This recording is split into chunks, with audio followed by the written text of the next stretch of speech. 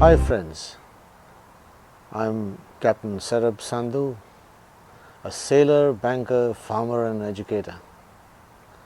I'm trying to express certain points which I've observed and utilized in my life and taken advantage of. Something good is happening to me because of that, and I would like to share these things, these processes, these thoughts with you so you also could benefit. Mine was a big long path where I experimented with everything what I learnt. So I'm nearly 98% self-taught. The 2% is the correction I get from the gurus, whether I was doing the right thing or not. So the first thing I would like to talk about is the most profound thing which has affected my life is meditation.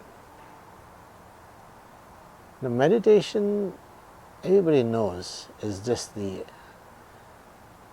act of not thinking too much. Your mind goes numb and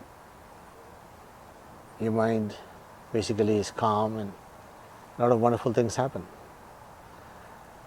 But I wanted to research that even more to make it more clear what exactly is that which happens. To explain this, I have made a little sort of a speech, so I'd like to share that with you. See, it goes something like this. A young boy, a 6-year-old boy, saw these leaves fluttering about and he asked his companion, he says, "Pray tell me, are these leaves fluttering because the wind is blowing? Or is the wind blowing because the leaves are fluttering?"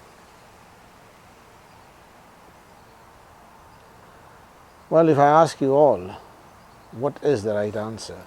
Obviously, now you will say the wind blows and the leaves flutter. But at that time, as a 6-year-old, yes, I was the one who asked that question. I really was a little confused. But another example is when some disturbance takes place miles away from a place and you feel the swell there.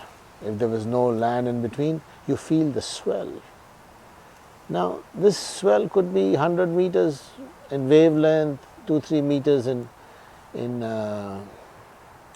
wave height, but this disturbance took 1,000 miles away and the wave is felt here. So disturbance first took place, then the waves were created.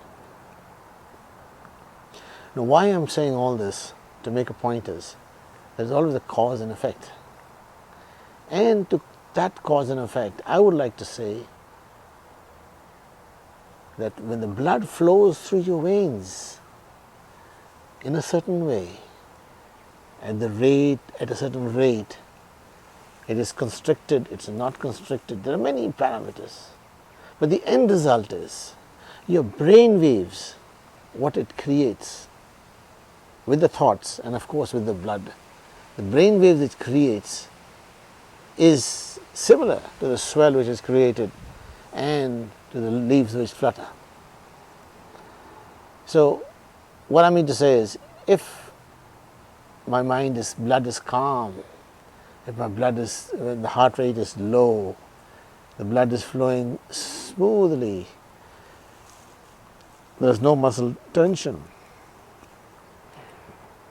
then I suppose I will have more like a beta wave or nearly approaching a theta wave, where my wavelength will be around 0.4 to 4 hertz.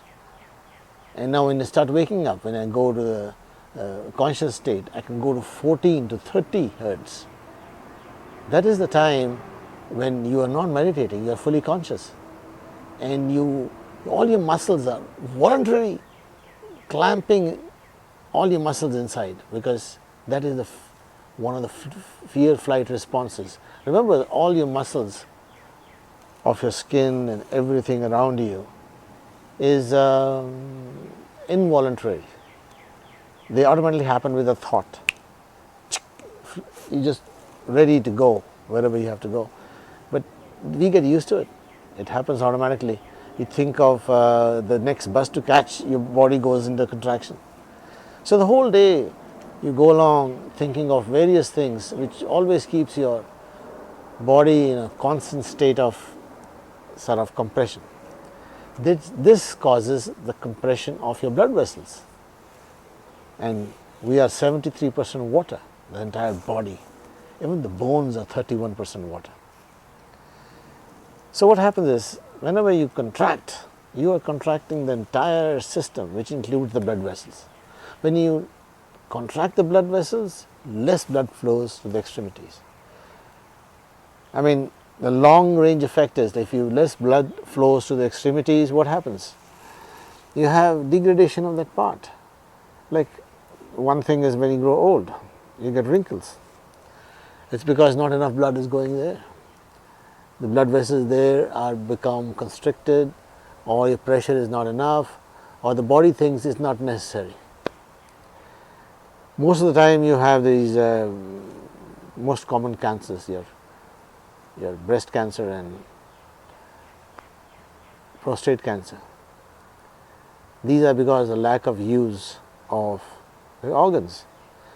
When you don't use them, the body thinks you don't need any irrigation of blood, and many things happen. But this is not about that. It's about meditation here, about creating waves. So when you meditate, all you're doing is increasing your blood circulation. That is the bottom line. I don't care what anybody says, my feeling is, the main reason you meditate is increasing your blood flow. If you can increase your blood flow, you do it by running. But when you're running, you constrict your muscle also. When you're meditating, you're not constricting your muscle. You're opening up your blood vessels, so more blood flows to the extremities. So I will end this with one thing, that meditation, the main reason for doing that is increasing blood flow to the extremities and organs, which improves the toxin removal from the body and consequently increases the lifespan. So that is one of the main reasons. Now, how to do meditation and many other things will be on the next video. Thank you very much. That's Captain Sandhu signing off.